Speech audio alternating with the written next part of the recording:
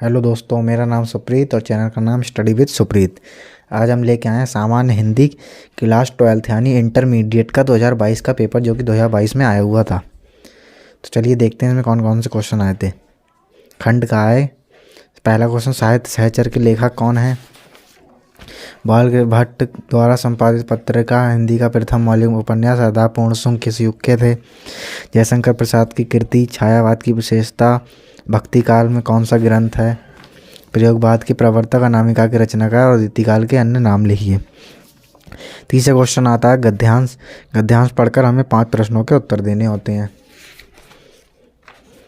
उसके बाद फिर चौथा क्वेश्चन आता है पद्यांश। इसको पद्यांश पढ़ के इसके 5 क्वेश्चन देने होते हैं।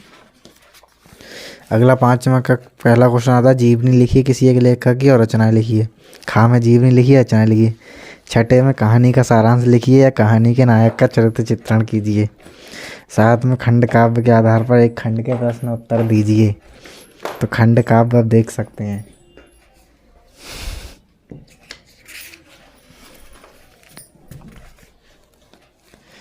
अगला आता है खंड खा। संस्कृत गद्यांश के किसी एक का ससंदर्भ हिंदी में अनुवाद कीजिए। पहला गद्यांश ये है, इसका हिंदी में अनुवाद करना है और संदर्भ लिखना है, या इसका अनुवाद करना है, संदर्भ लिखना है। अगला आता है किसी श्लोक का संदर्भ सहित अनुवाद कीजिए। पहला श्लोक ये है। दूसरा यवनमा क्वेश्चन आता है मुहावरों और लोकोक्ति में किसी एक का अर्थ लिखकर वाक्य में प्रयोग कीजिए। किसी एक का अर्थ लिखकर हमें इसका आंसर लिखना है। अगला आता है संधि विच्छेद का सही विकल्प लगाना। तथ्य इति का क्या होगा? मधुवरी और हर्षेते का। खा में आता है विभक्ति और वचन के अनुसार सही विकल्प लिखिए। राजानम और सरसु कौन से विभक्ति और कौन से वचन के हैं, इसमें बताना है। अगर आता है सही शब्द युग्मों का सही अर्थ चयन लिखिए। अंश और अंश का क्या सही अर्थ होगा वो बताना है इसमें। बात और बात का क्या होगा? अगर किसी एक शब्द के 2 अर्थ लिखिए। किसी एक शब्द के यहाँ पे 2 अर्थ लिखने हैं। अगला वाक्यांश का सही शब्द चयन कीजिए। इसका बताना है अर्थ की जिसका शत्रु पैदा न हुआ उसका मतलब क्या होता है, जो बहुत कुछ जानता है उसका क्या होता है।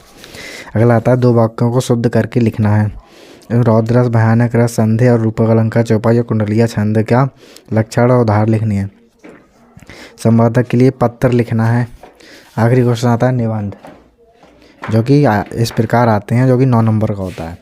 तो दोस्तों ये था पेपर, एक बार आप अपने आप देख सकते हैं।